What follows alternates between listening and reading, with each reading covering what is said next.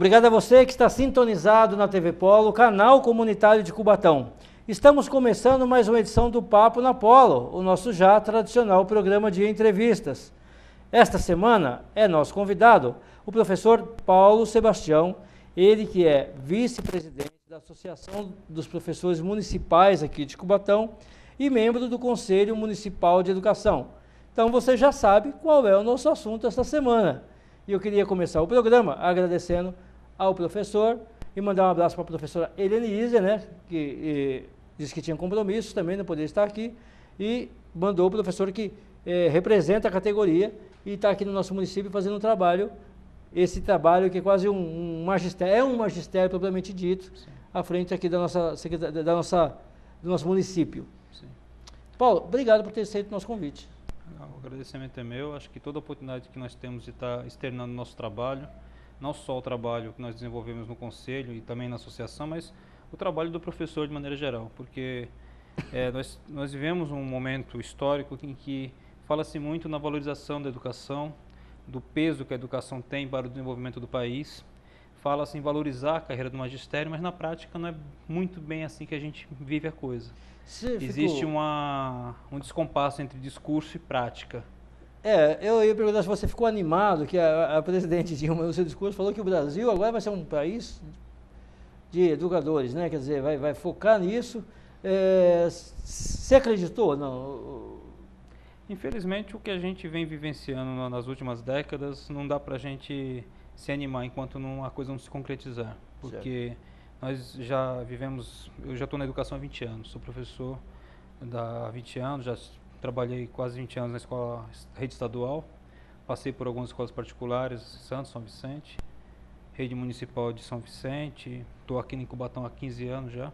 Então a gente já vivenciou alguma coisinha, a gente já tem um pouco de experiência, talvez não tanto quanto outros colegas que já estão aposentando, ou até já aposentaram, mas a gente já viu muita coisa e a distância entre discurso e prática, entre teoria e prática, ela ainda é muito grande. Certo, só para o pessoal se identificar, você dá aula aqui no município?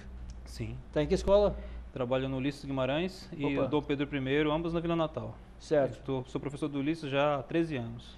Certo, Ulisses e Dom Pedro. Essas escolas foram beneficiadas com alguma dessas ações do município de reforma? Funciona, não funciona? Como é que está isso? Não tem jeito de eu não perguntar. O alcance do plano de atendimento à educação lá, o PAI, né? Ele visava chegar em várias escolas, algumas das escolas beneficiadas com esse programa, tanto do Ulisses quanto o Dom Pedro, mas algumas deficiências ainda ficaram. Certo. Tem alguns problemas. O ar-condicionado funciona? Nesse calor, né, não tem, pelo menos... Olha, eu posso falar, em relação às duas escolas, nós temos problemas com ar-condicionado. O Ulisses Guimarães, em princípio, o projeto é muito bom. 2 aparelhos por sala, aparelhos bons, mas a gente está num ponto que só pode ligar um por sala, porque se ligar todos os aparelhos de todas as salas, a rede cai. Não sei se já foi sanado ainda, mas no final nós terminamos 2014 nessas condições. Eu tinha ouvido isto, que tem inclusive escola que parece que tem ar-condicionado de um lado e do outro. Então parece que só pode refrigerar um lado de cada vez, que se refrigerar os dois não funciona. Faltou planejamento de alguém aí, gente. Faltou planejamento de alguém. Houve alguma falha, porque os aparelhos foram comprados. Alguns já começam a apresentar algum problema, porque assim, o tempo, o uso na sala de aula, não só de aparelho ar-condicionado, mas mesmo ventiladores, o desgaste é muito grande, porque funciona muitas horas por dia. E assim, são condições adversas. Calor, chuva, sol, até as unidades externas pega chuva. E a parte interna, o pó do giz é uma coisa que deteriora bastante. Certo. Então, alguns aparelhos já vêm apresentando problemas também de mau funcionamento, até de parar de funcionar em algumas escolas. Certo, eu sempre fiz essa pergunta aqui agora, porque nesse calor, eu sei que quando a gente vem sofrendo, cada vez aumentando mais, e o ar-condicionado é cada vez mais necessário para que as crianças tenham o mínimo de tranquilidade para estudar e o professor de dar aula. É o mínimo que a gente espera das nossas autoridades, e acho que Cubatão, com a verba que tem para a educação, pelo menos, eu acho que falta um pouquinho de transparência no esclarecimento dessa verba aí, porque a gente sabe que é grande, que é 25% do orçamento do município, que não é pouco, passa de 1 milhão, então a gente deve ter na educação 250 milhões no mínimo que tem que ser investidos. Eu não sei quanto que é gasto por aluno, eu pedi para o professor, inclusive, ele trouxe um número aqui nacional, mas nós estamos bem acima disso, né, professor? Estamos, porque esse valor que eu comentei com você é o valor do Fundeb, é o valor de 2014, é o valor referência, faixa de 2.280 anual, por aluno no ensino, nas séries iniciais, mas essa verba Fundeb, tem outras verbas que vão sendo adicionadas a esses valores, agregadas a esses valores. Certo. Verbas municipais, estaduais, de outras origens, né? Eu não sei se eu sou um pessimista por natureza ou não, mas eu sempre vejo falar o seguinte, que nossa cidade tem uma nota Indeb muito positiva.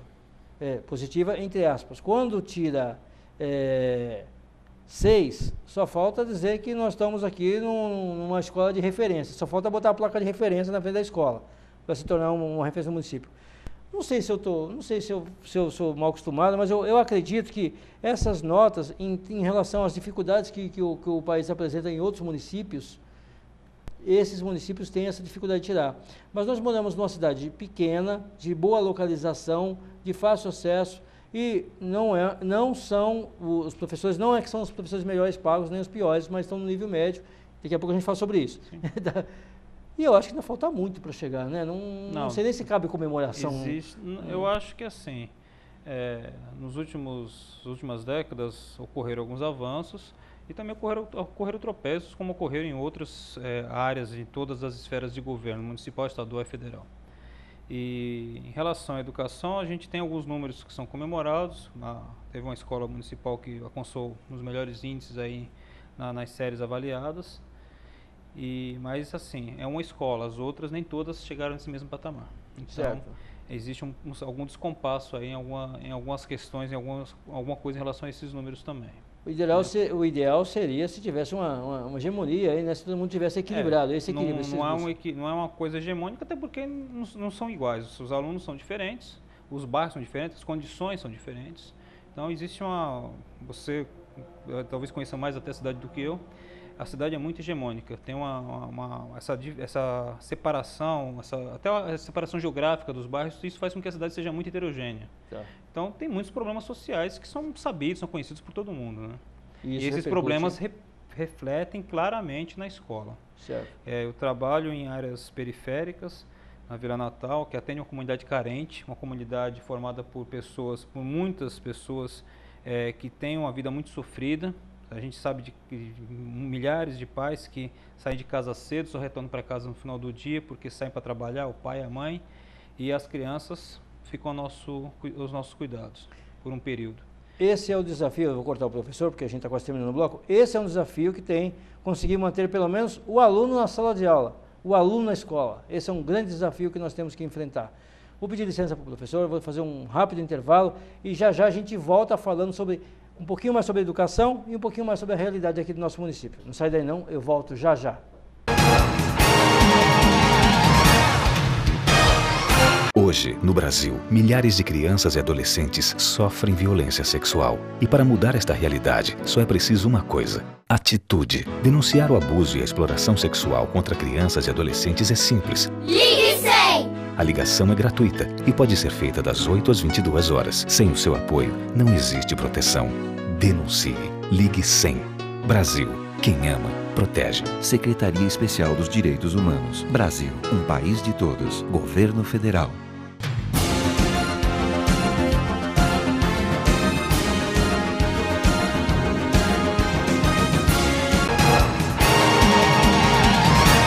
Estamos de volta para o segundo bloco do Papo na Polo. O nosso convidado da semana é o professor Paulo Sebastião, ele que é o vice-presidente da Associação dos Professores Municipais de Cubatão e também é membro do Conselho Municipal de Educação. É um organismo importante na fiscalização das medidas aí e das políticas públicas voltadas para a educação no nosso município. No intervalo a gente conversava, professor, sobre esse desafio que o professor tem de conseguir manter o aluno na sala de aula, hoje em dia também, com aluno com celular, problema comportamental, é um desafio grande e tem desgastado muito mais o professor, além da atribuição de lecionar, de passar o conhecimento, mas de fazer esse controle comportamental, hoje tem dificultado bastante, né? Existem alguns problemas que são enfrentados em muitas escolas, tá? E isso acaba causando um desgaste muito grande, inclusive de saúde, Tá? Em relação a essa questão do desgaste, muitas vezes ela não está atrelada apenas ao trabalho na sala de aula, o trabalho todo em si, mas muitas vezes por causa de uma jornada muito extenuante que alguns professores fazem. Tá? Nós vivemos um período, um momento assim que nós temos uma quantidade muito grande de professores, de colegas que trabalham em duas redes, dois municípios, município-estado, não só em Cubatão, mas na Baixada Santista como um todo. E assim, pessoas que fazem jornada dupla, às vezes até tripla. Então, isso acaba refletindo também na saúde, acaba refletindo no desgaste. Eu já enfrentei muitos anos, entrar em sala de aula às 7 horas da manhã e até às 11 horas da noite. É complicado, né? Cai o rendimento para todo mundo, para o aluno, para o professor, eu imagino, mas é necessário. A gente tem que enfrentar. Nós temos que enfrentar e muitos enfrentam. Não são poucos, não. Se o professor fosse bem melhor remunerado nesse país, talvez a gente teria uma outra realidade, uma outra condição para que tanto o aluno quanto o professor pudessem estudar com mais tranquilidade. Aqui no nosso município, especificamente, você também participa lá do Conselho Municipal de Educação, diz que está chegando agora, Isso. Mas é uma ferramenta importante na orientação e na fiscalização dessas políticas, né, professor? É uma ferramenta de controle social externo, tá? O Conselho tem um papel importante em relação a fiscalizar algumas ações da Secretaria de Educação e também acaba auxiliando no controle das escolas conveniadas. Hoje nós temos um número grande de escolas conveniadas que eu mesmo desconhecia até pouco tempo. Algumas escolas que estão complementando o atendimento da Prefeitura, principalmente em setor de creche. É acontecido em creche, né? Sim, tem acontecido em creche. Certo. Eu não sei informar exatamente em Cubatão se tem em números, mas a maioria dos municípios costumam ter convênios com escolas particulares e oferecem bolsa. Eu não sei se em relação ao ensino fundamental 1 e 2. Acho que não tem. Eu não sei dizer, ainda não tomei pé sobre isso. Acho que tem quase certeza que não tem. Mas quase todos os municípios têm, existe uma troca de bolsas por impostos. Não sei se aqui tem, nem se tem quanto não sei dizer. Eu sei que existem os convênios com as creches. Essas creches elas passam por um processo de formalização, de documentação. Isso passa pelo Conselho. O Conselho faz a averiguação de toda a documentação necessária. Inclusive tem toda uma normatização que tem que ser seguida para que as crianças tenham um atendimento de qualidade. Pouco tempo no Conselho, mas já teve alguma percepção de qual é a principal reclamação que se chega lá, não? Em relação à verba, porque a Prefeitura tem que aplicar em algum lugar e não aplica... de verba, ou de pais de alunos que estão reclamando de questão de transporte, tem alguma coisa nesse sentido, assim, não? Olha, particularmente, que eu estou há poucas semanas lá, assim, eu tive lá a presença de algumas mães lá, questionando algumas coisas em relação à creche, a vaga de creche, elas não estão satisfeitas, uma creche onde o filho está, outra porque queria que o filho estivesse em período integral e não está. Então são queixas diferentes que a gente vai estar encaminhando nos próximos dias também. Certo. Isso é o que a gente tomou pé agora no primeiro momento. Mas tem vários outros assuntos que passam pelo Conselho. Fiscalização de contas, verificação se o dinheiro está sendo gasto como deveria estar sendo feito. Tem um prazo agora, professor, sabe que acho que o Plano Nacional de Educação tem que ser refeito, o município tem até um prazo, acho que até junho, para apresentar um plano novo, alguma coisa, para fazer uma adequação, é isso? O plano municipal. Plano municipal. Tem o nacional, o estadual, que tem que estar sendo feito também, e o municipal a gente está, já foi dado o pontapé inicial no final do ano passado, inclusive tem participação do Conselho para a elaboração do novo plano. Mas é um trabalho que a gente nós estaremos participando nos próximos meses. Certo. O senhor acredita que essa diferença entre o discurso e a prática, aqui no nosso município, a gente pode reduzir esse espaço e refletir isso em notas melhores, em condições melhores, em escolas melhores? Eu acho que com todas as mudanças que nós tivemos no nosso município de transbordo, vamos dizer assim, de população, né? Algumas escolas acabaram sobrecarregadas, outras escolas não conseguiram motivação de transporte, tem algumas dificuldades. Como é que o senhor enxergou esse momento da adequação da educação no município? A educação no município ela passa por algumas dificuldades, até por conta dessa locomoção de algumas famílias, por conta de programas habitacionais, desocupações de áreas de proteção ecológica, tá? E isso acaba refletindo em todo o município, inclusive na educação. Algumas escolas acabam perdendo alguns alunos no meio do caminho, outros ganham, certo?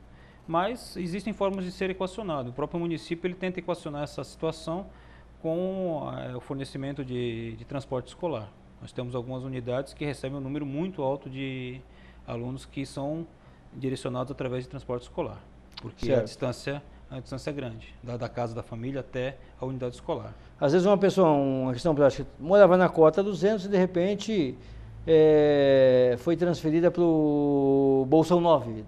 Acontece isso e aí o município tem suprido essa questão, porque muitas vezes, gente, já vi isso acontecer. A remoção foi provocada pelo Estado e a obrigação, às vezes, da educação é no município. E às vezes um não fala com o outro e acaba que depois a briga é grande no meio da conversa. O município ele tem um contrato com empresas de transporte, fornece passe escolar para os alunos maiores, com idade um pouco maior, e fornece o ônibus para os pequenos, tá? Principalmente ensino fundamental 1 e ensino infantil. Tem muitos alunos que têm o ônibus fretado, ele passa nos bairros e para na porta da escola. Certo. Então, e é lógico que existem queixas, tá? Que na medida que essas queixas vão sendo feitas, busca-se solução. Aí é uma coisa que compete ao setor da prefeitura estar equacionando. Certo. O senhor falou em setor da prefeitura, que deve ser a SEDUC, seja do conselho. E eu quero que você diga no próximo bloco como é que está essa relação da SEDUC, como é que os professores municipais estão se portando no momento que está havendo uma movimentação muito grande, em razão de problemas aí de pagamento. A gente está vendo uma manifestação muito grande e é sobre isso que a gente vai conversar no próximo bloco. Tá bom? Tá. E você não sai daí não, eu volto já já.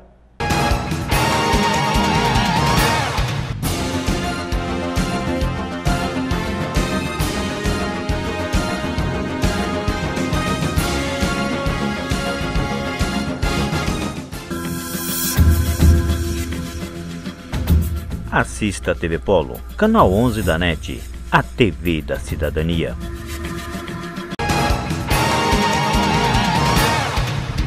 Estamos de volta para o terceiro bloco do Papo na Polo. O nosso convidado da semana é o professor Paulo Sebastião, ele que é vice-presidente da Associação dos Professores Municipais aqui do nosso município.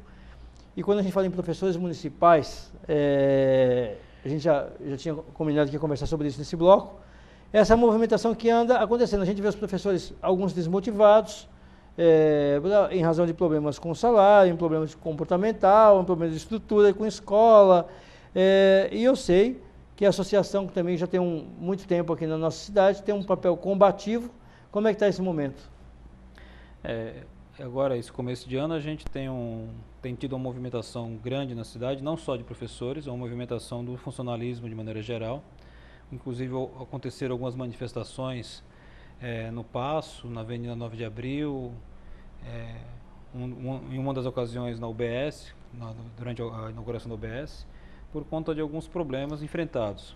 Os professores estão andando atrás da prefeita em alguns eventos públicos para cobrar a melhorança, é isso? Não só os professores, os funcionários, os servidores, de maneira geral. Porque foi um maior categoria? É a maior categoria de funcionários públicos? Acho que sim, né? Sim, acho que sim. Somos maioria. Somos maioria, somos o grupo mais numeroso. Não somos maioria, mas somos o mais numeroso. Certo. Hoje, na ativa, nós estamos coisa de mil e poucos professores. Certo. E profissionais de educação, não só professores, mas diretores, coordenadores, pessoal de equipe de escola. Principal reivindicação que vocês estão brigando agora, que é?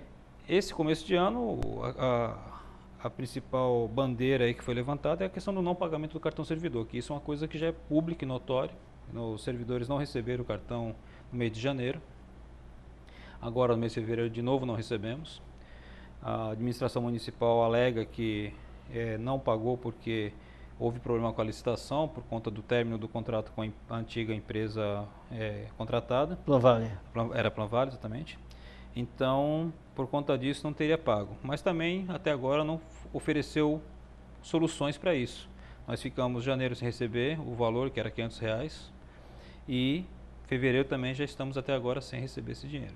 Certo. Então, existe uma movimentação de cobrança para que a prefeitura, a administração municipal, busque uma solução. Tá? No momento, há uma proposta do governo de pagar 2 parcelas de abono do valor de 435, previsto para fevereiro e março, só que parece que o trimestre da prefeitura só tem 2 meses. Fevereiro já acabou. Não tem janeiro. Fevereiro já acabou, porque o carnaval já foi. Mesmo assim, parece que o trimestre da prefeitura não tem 3 meses, só tem 2. Certo. Porque eles parecem que o mês de janeiro não existiu na conta da prefeitura. Vamos pagar em 2 vezes, fevereiro e março. Janeiro vocês esquecem, março depois a gente conversa. Mas até agora não foi dito nada sobre Certo. isso.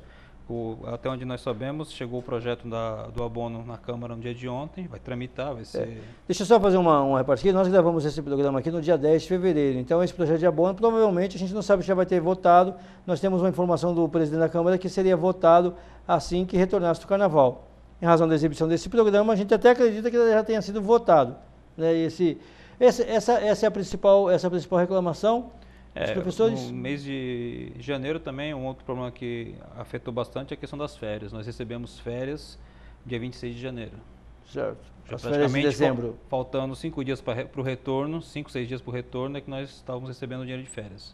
Certo. Os colegas que planejaram viagem, aqueles que não tinham uma programação mais bem elaborada, pago com antecedência, que esperaram o dinheiro das férias para poder viajar, não viajaram, por exemplo. Perder a viagem.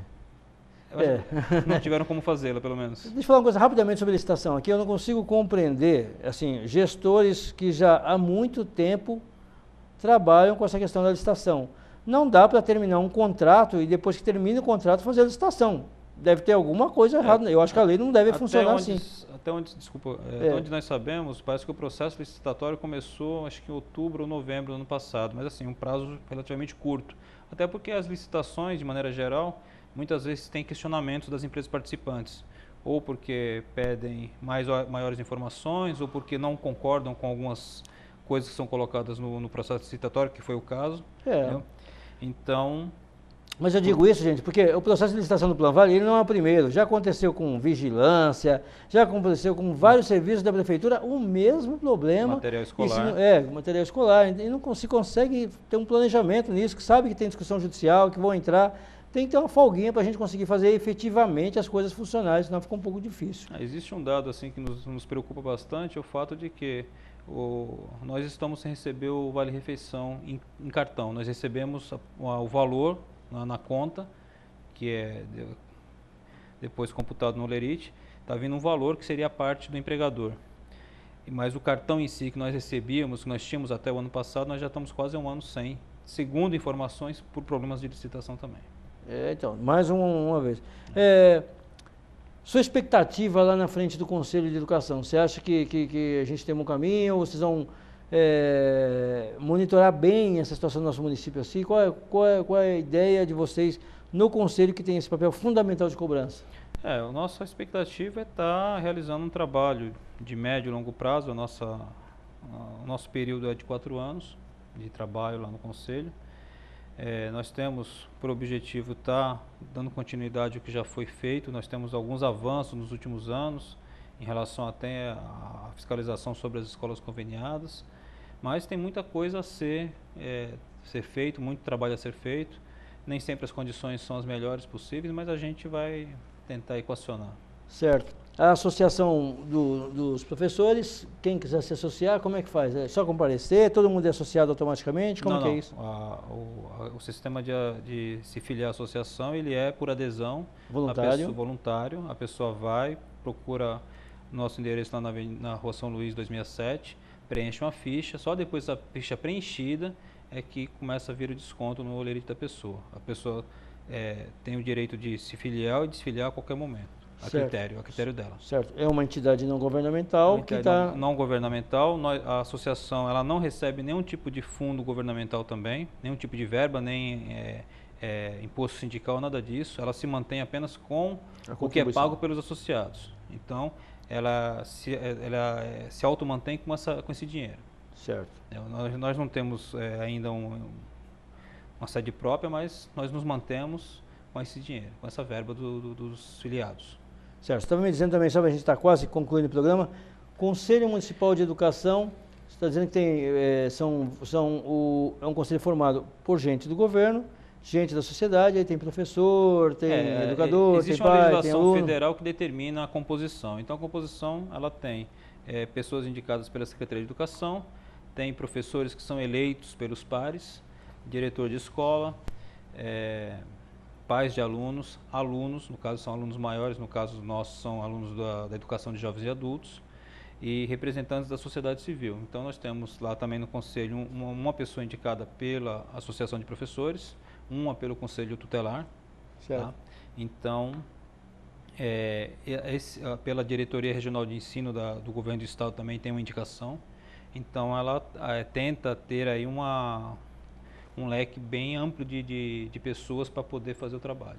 Certo. Professor, está vendo esse número que o senhor trouxe para nós aqui do investimento que o governo, de um plano nacional de investimento no aluno, a partir de R$ 2.200 ano.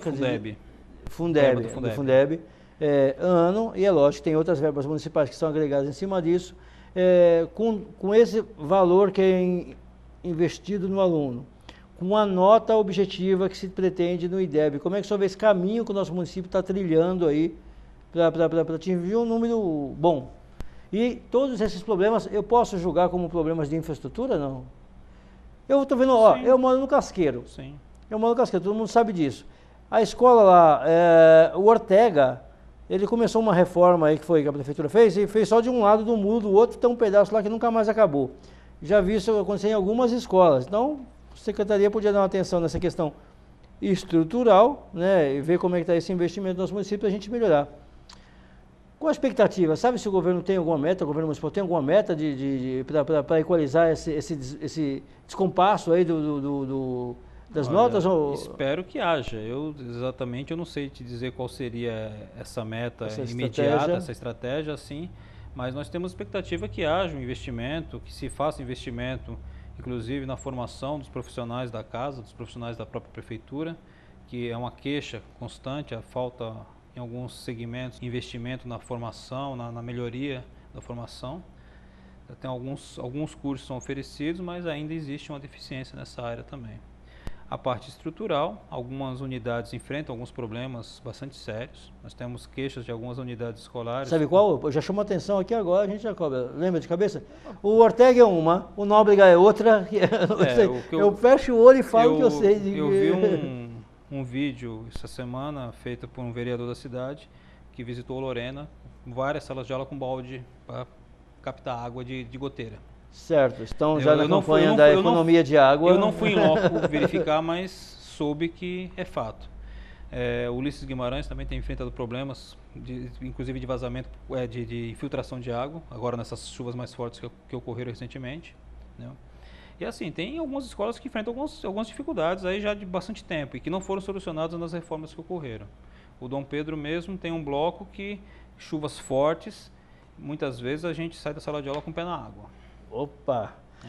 Eu queria falar mais sobre isso, mas eu não tenho mais tempo. Queria agradecer muito aqui a presença do professor Paulo, que atendeu a gente, desejar sucesso para ele lá à frente do Conselho Municipal de Educação, que ele realmente consiga desempenhar um trabalho interessante, cobrando do governo que tem que ser feito aqui no nosso município. E não só de cobrar, mas de estar trabalhando junto para obter melhoras. É isso aí. Não é só cobrar, mas a gente tem que trabalhar junto. Tá bom. Mais uma vez, muito obrigado ao professor. Eu que agradeço. Eu espero que vocês tenham gostado dessa edição. A gente fica por aqui e até a próxima, gente. Tchau, tchau.